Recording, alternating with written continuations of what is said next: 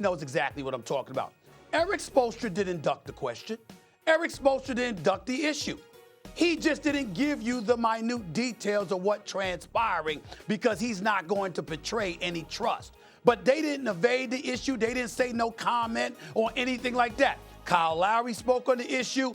Eric Spoelstra spoke on the issue. I'm sure Jimmy Butler will speak on the issue. Udonis Haslem is Udonis Haslem. It's a reason why he's on the bench and he's been in the league for 20 years. He's a consummate professional. He always put in his work. He never, ever cheated the game. And more importantly, from a player's perspective, he personifies and epitomizes what the Miami Heat culture is all about, what it's supposed to be about, what it will continue to be about long after Jimmy Butler or anybody else is gone.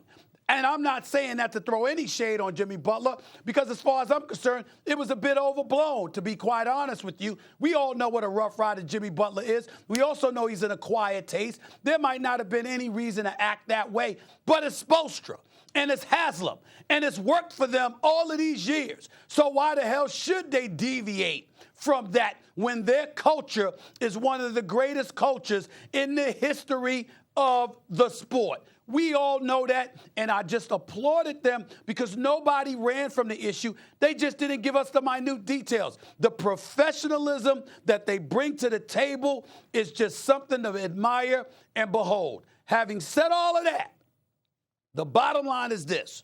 The Miami Heat are good enough to go to the finals and bad enough to get their asses bounced in the first round. You don't know what you're going to get from them. And so because of that, the fervor that Eric Spoelstra exhibited, Wendy, is also tinged with nervousness because he knows we could go to the finals or we could go home in the first round. He knows we could lose. Think about it. If the 7th and 8th seed truly ends up being Brooklyn or Toronto, Miami will face one of them. And both of those teams could beat Miami if they show up and Miami does not. Spoelstra knows that. And he knows that all of this effort to get the number 1 seed and what have you, all of it would be for naught because these brothers ain't ready. So he's justified in it. Yeah. And we haven't seen Eric Spoelstra get at anybody like that.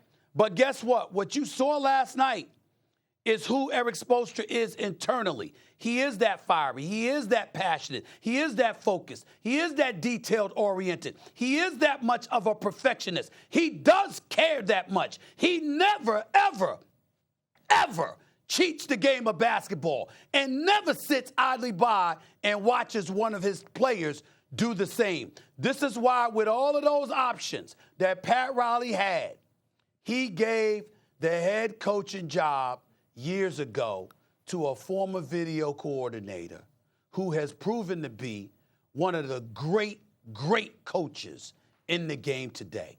That is who Eric Spoelstra is. I had no problem with what I saw last night. I loved it. I absolutely loved it from everybody involved. And I will say, the Heat are at the end of a stretch where they played 11 out of 12 games at home.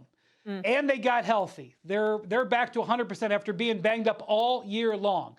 We were expecting them to use this stretch at home to solidify the number 1 spot and start their momentum ramp up into the postseason.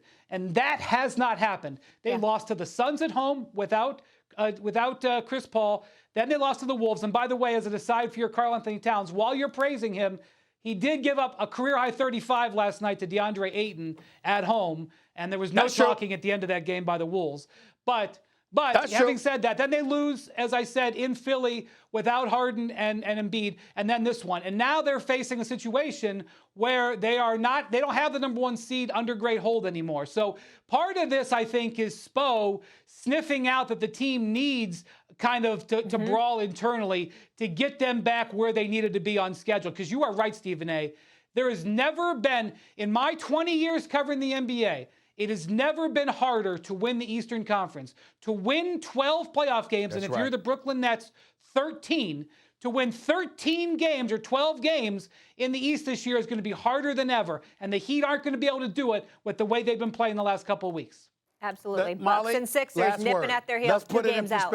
Yeah, go ahead. Last word. Let's put it in perspective. If the Miami Heat right now, as presently constructed, started the playoffs, they would have to play Brooklyn in the first round, quite possibly Boston in the second round, and then Milwaukee in the conference finals. Yeah.